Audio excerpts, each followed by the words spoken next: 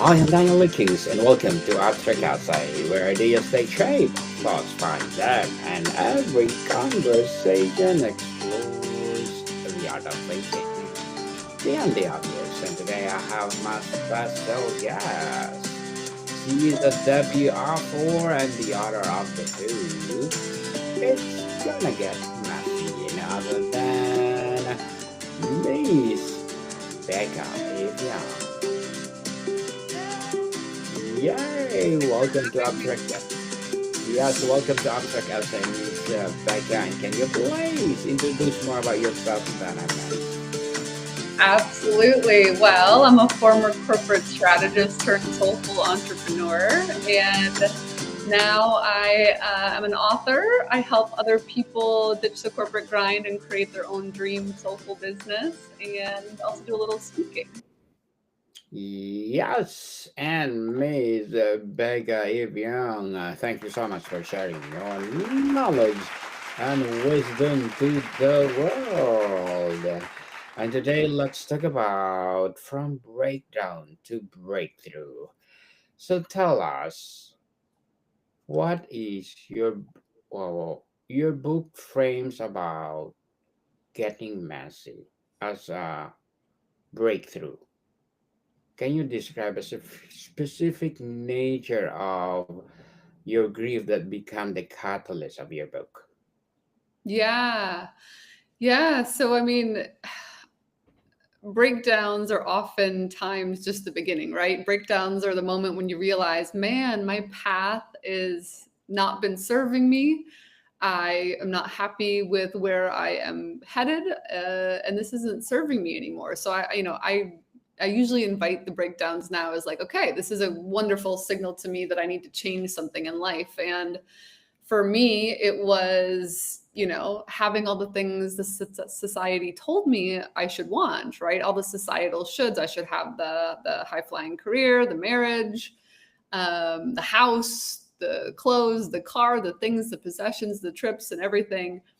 Until I realized, none of that was bringing me happiness, and I was drastically off course. And so, in a matter of a very short period of time, I lost my marriage ended, got laid off abroad during a global pandemic, and stranded in the desert. Uh, I lost a dear friend to suicide, and if that all wasn't enough, a few months later, my dear father dies, and that is that's what they call those dark nights of the soul, is when all of that hits, everything is lost. I'm alone in the desert with nobody around but myself and my thoughts. um, that's for me, about that's as messy as it gets. And that's like the pivotal moment of my book, of where I'm like, okay, something has to shift and change, and it's time to go within. It's time to go within to shift what is not working outside of myself. Yes, and share to the world so that people learn from it. You mentioned a supernatural experience that cracked your heart open without needing it to share anything too private. Can you describe the quality of that experience? What is the vision, profound knowing, or a feeling of presence? Yeah, yeah. So after all that happens, and I am alone, and my father has passed, and as many people do when you're just like on your knees and you're not sure what to do next, I just asked out into the universe to my dad. I'm like, if you're out there, and like, show me. And he came to me, and after his passing, and showed me without a shadow of a doubt, in a matter of a few seconds, the nature of this existence, the nature of life, the nature of humanity, the nature of our souls, the nature of what we came here to do. And that, for me, just absolutely changed my entire view of this existence. I went from atheist to completely understanding that this is just a beautiful moment in time. And everything about my worldview, life view, goals, purpose, all that shifted in that moment. And I will forever be grateful for that moment for the rest of my life. In the immediate aftermath of this heart-cracking experience, could you sense any potential for growth, or was it purely pain? When did you first realize that this grief was different? Yeah. Um, what a great question. I, in the midst of it, no. I also wasn't, I would say I wasn't fully conscious of, I also at that time, I would say I just wasn't fully conscious. And so I didn't understand the potential for where I was. I knew that in that supernatural moment that my grief over my dad lifted quickly because I knew he was okay. But the learning and what could come from this, and like that this was truly a profound moment, I'd hoped so, but really what happened was the opposite. But I actually, that's where like after such a profound supernatural experience, you'd think like, okay, everything is zen and let's go. But everything kind of fell apart for a bit because I didn't know how to function in life with that sort of knowing. It just became hard to get excited about, Netflix and banking and the supermarket and all these material things. I was like, oh, who cares? I was like, who cares? And so it took me a while and quite a few learnings to get the learning. It did come. It came in the most epic way, but man, I it in my true humanness, it took me a while to get there. That's what I share through most of the book, is just how that came to pass, which was a lot of messing up. But for sure, you learned from them for those masks. How did how did this experience shatter the identity you had built for yourself before the grief? Who were you before the crack, and how did you feel yourself becoming in its aftermath? Yeah, it's nuts. It's nuts when you all of a sudden realize that everything that you were doing in life, you're following this script, this play of society that we're all handed, right? That you're male, I'm female, there's these countries and these borders and these languages, and there's this whole script of like what should happen at certain ages. At this age you should find a partner, at this age you should get married, at this age you should have children. Like there's a script that we're all following, that's been given to us, that is based on society's shoulds. And that's why a lot of times we feel so lost, when you get to that messy middle and you're like, this hasn't been good for me. And I'd realized most of my life I'd been abandoning myself, and a lot of people realize they've been abandoning their true desires. They've been people pleasing, trying to appease parents, spouses, partners, friends, trying to look good, in societal terms. And you realize it's all been a mask. And so when you are forced to sit with yourself in silence, to sit with your inner knowing, your inner voice, and say, okay, what do I really want outside of all this societal judgment and expectation? And that's when you start to come home to yourself. That's when you start to build self-trust. Every little micro decision where you choose yourself instead of doing what someone else would want or pleasing someone else.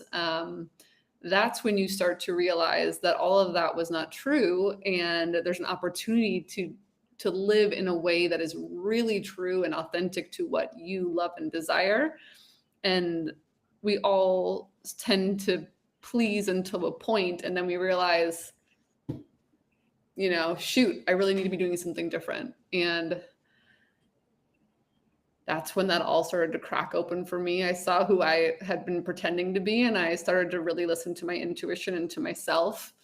And that's when everything started to really shift and change in the most beautiful way. Beautiful way for sure. The phrase seeking solitude is active. Was this a deliberate, courageous choice to be alone, or did you find yourself forced into isolation? What is the crucial difference between lonely isolation and pur- purposeful solitude? Yeah, yeah. No, I desperately needed solitude. This was the universe saying, sit your ass in a timeout, girl. You are really off track. And so I probably would have continued in my busy, scripted, corporate strategist life had I not had all those things fall apart. Literally, the border shut down. Literally, they put dirt road in my town because no one was traveling in or out. So I was forced to be alone um, for months at a time when I had never lived alone in my entire adult life. And I'm so grateful for that now. I'm so, so grateful for it now. Um, that was the biggest turning point of healing for me. At that moment, though, I hadn't chosen it. I was embracing it, but I was squirmy. I didn't totally like it. But I get to a point in my story where I choose it, where I head to a silent meditation retreat for 10 days. And the woman that I was at the beginning of this book, wasted at a corporate event in Vegas, would definitely not be the woman seeking a 10 days of silence and meditation. So I get to a point where I seek it and I choose it and I love it. And that's not a small, that's not a small feat, but you can get to a point where you build so much self trust in yourself that there's no loneliness in that. There's just a profound coming home because you realize you're truly never alone. Um, and that's when you can really revel in your company, in your presence, in your heart, in um, your knowing, if you will. So and when you get to that spot, that's a beautiful thing because you stop pulling and tugging and stealing and begging so much outside of yourself because no one can ever help you with that. It has to come from within. And when you do build that up, it's a profound sense of freedom to not have to need to get that outside of yourself. Miss Becca, how did you discover in the silence that you could never have heard in the noise of your previous life? What was the most surprising insight that emerged from your time alone? Hmm. Well, I had been successfully numbing my way through most things with everything. I mean, a packed schedule, Netflix binging every night. I mean, I get it, it has its place, but I mean, like, I walk in, I pour myself a glass of wine, and that's what I would do for the evening. A super busy schedule, going, going, going, like to the point where there was never any silence and alone time. And when you do that, you're just taking in, right? You're taking in content, you're taking in TV and media and listening to other inputs, but you're never actually checking in with yourself. And so for me, once I finally had alone time, I realized at first that I had no idea what I wanted. I had no idea who I was. I had no idea what I desired in this one precious life because I'd always been seeking it outside of myself. And the beautiful thing that I found through trial and error is that the answer definitely always lies within. And we all have this beautiful, perfect internal compass that is guiding us always, always. It's always there. And if you know how to tune into it and listen, you'll never go astray. There's no way. It's impossible. So once I met that inner intuition and learned how to tune into it, I was like, aha. I did it. I was like, "There you are. I didn't even know you were there. You've been there the whole time? You gotta be kidding me." Like, Come on, come to it's like, mommy.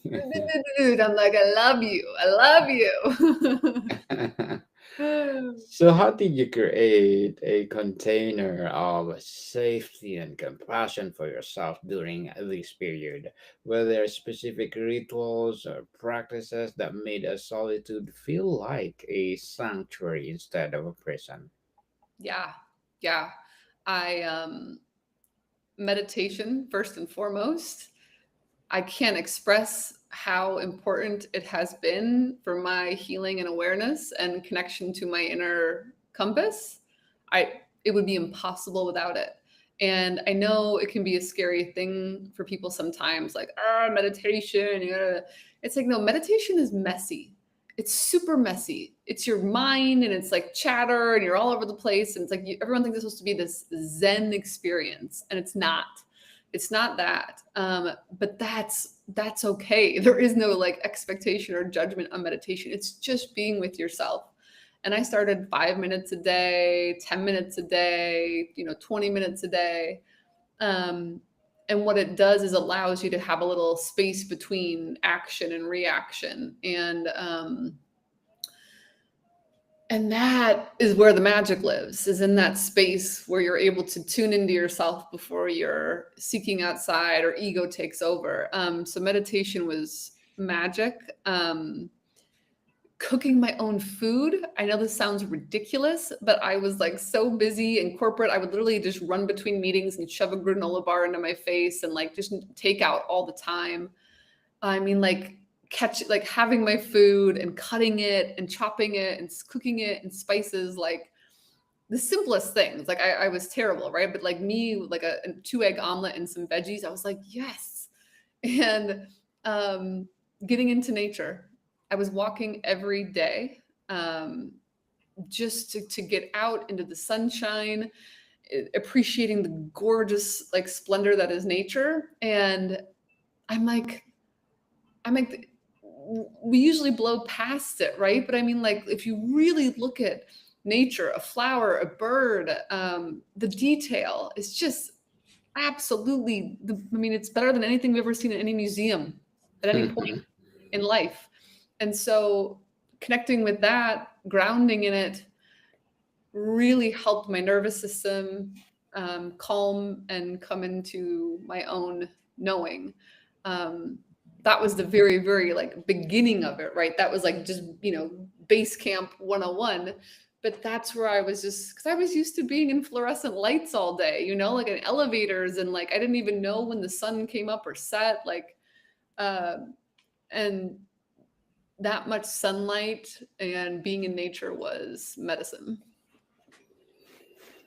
So, Miss Becca, tell us, on releasing self doubt and stepping into purpose, what did the voice of your self doubt specifically sound like before this journey? Whether its most common or damaging refrains? Yeah. Well, unfortunately, none of us are immune to this egoistic voice. But man, mine, I think everybody's is, but mine was a particular pain in the ass, and it was pretty constant. Of, you're not good enough, you're not worthy. No one, no one cares what you have to say. I always hated being like on social media, showing up. I love to write, but I hated like this, putting my face out there. Um, and it would just constantly belittle me. And that's a whole interesting journey of like where that voice comes from. Where did you learn that? Oh, shocker, it's childhood. And how to learn to see it, acknowledge it, allow the feelings, because if we plow through it, there's no healing from it, and just um, allow the voice to emerge and to see it for what it is, which is not truth. And we all have that voice, and it's largely bullshit. So it's largely bullshit, and it's learning to just say, releasing gradually over time the power that it has over you. Yes. And Miss Becca, tell us how exactly did the release of self doubt become a portal to purpose?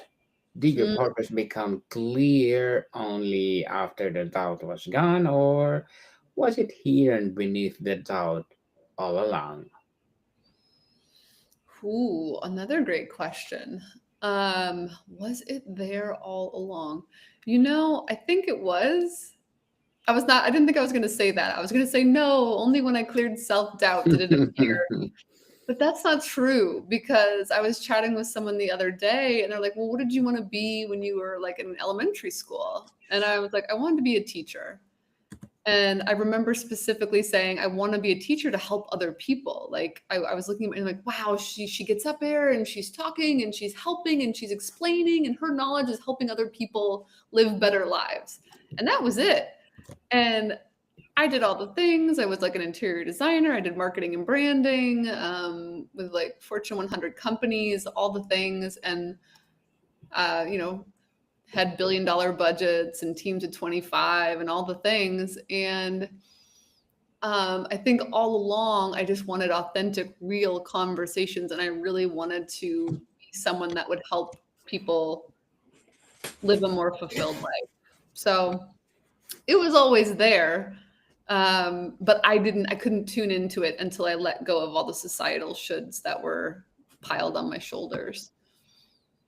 Authentic conversation for sure. And what is your definition of purpose change? Is it less about doing or more about being now? Yeah, I think purpose is anything that lights you up and excites you that is in service to other people. And that could be from baking the best freaking bread on the planet. It could be to teaching other people to make art. It could be helping us have better renewable energy. It could be having podcasts and authentic conversations with other people that help other people. Purpose is what excites you and is helping other people. That's that's purpose, and it doesn't have to be anything magnificently like grandiose that is on the stage of Broadway. It doesn't. We've made it into this big, bright light thing, and purpose is actually very quiet and soft and sweet and authentic, and very you. The title It's Gonna Get Messy feels like both warning and granting of permission. What is the most important message you hope the title conveys to someone who is in thick of their own mess? Yeah, yeah, that's why I love the title. It took me I had like 20. It took quite a few to get there. But that this is the one that felt true because it's I want someone in the mess of life to feel less alone, to know that we all get messy, we all mess up, we're all imperfect beings that are just trying our best. And I want someone to see themselves in my own mess, in my own journey, and maybe heal or learn or grow a little faster on their own path because of what I share that helps them see themselves more clearly and tap in more fully to their own intuition. That is like that is my greatest hope in sharing this story. The greatest hope indeed. And Miss Becca, before we wrap up our discussion for today, I'm inviting you to please to listen to my other podcast, people. My other podcast, because my Abstract Essay is already in fifth season. Abstract Poetry in second season, and my Book 101 review in fifth season too. Comedy 101 in second season, and my Food 101 in fifth season as well. Geography 101 in fourth season, my baby podcast Love 101 and Mental Health 101, Love Letters in third season, and Movie 101 Review and Music 101 in fourth season, and Science 101 and Sex 101 in its first season. Please listen to them wherever you listen your podcast. So, Miss Baker, your journey suggests that there is a unique beauty and strength that can only be forged in the broken places. What is the beauty in your words? I'm sorry, what was that last part? What is the beauty? In your words. Oh yeah. Well, the beauty is in the broken places is where people get real with themselves finally, right? They stop pretending. And that's, I think, when the brokenness happens, people like realize, okay, like I feel like brokenness is where truth occurs. And I invite people when they're in those moments and things are falling apart, that to say, okay, this is something to show me. This is going to show me some truth about myself. And it's really an opportunity to learn and grow. And that's a beautiful thing. Those broken moments where things are just in the hot mess, that's the good stuff. That's the extra credit. That's the special sauce of propelling you on the next path forward that is better for you and your heart and your soul. Miss Becca Eve Young, thank you so much for sharing your It's Gonna Get Messy to the world. So can you please invite our listeners to support your upcoming book? Absolutely. Yeah, you can find me at beccaeveyoung.com, and that has all of my links to social, the book, which will be on Amazon, and all other retail spots online. And I would love to connect with you at Becca Eve Young on Instagram too.